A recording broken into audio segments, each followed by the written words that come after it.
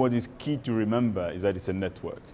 And the value of a network resides in, for example, the business school of the American University in Cairo, to be able to learn from the school in Latin America, from the school in Asia, and how do we ensure that students, now using technology, can actually participate in the digital economy, can participate in the learning without necessarily having to move. So borders with GBSN are disappearing.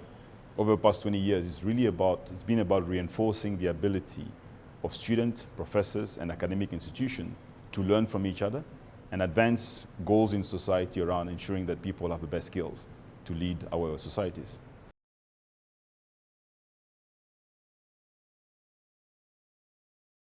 The first one was around diversity and inclusion in the workplace.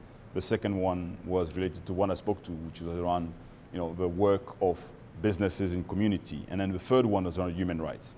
I think the third one really struck a chord with me because the question of human rights remains central in how we advance societies.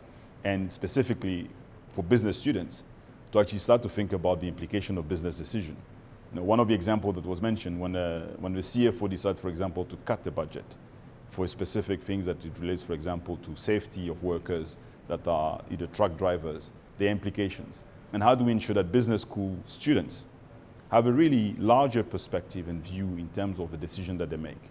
So having different fields to come and talk in a business school is important. Human rights for me, it's something that, yes, we understand it, but when suddenly it's put into perspective, talking about the number of fishermen and women that die every year, they spoke about 100,000 for the past 15 years.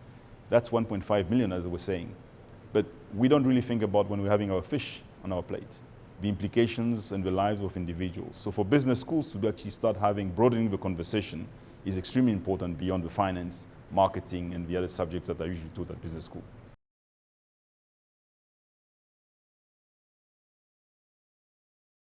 So there's already a group of business schools that are working on it.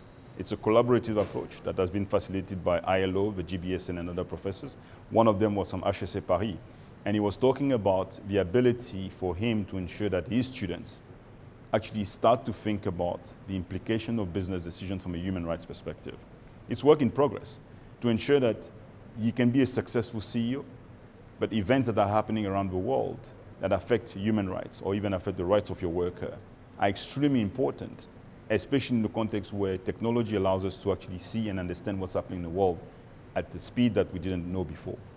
And young people, more and more, have a certain element of activism.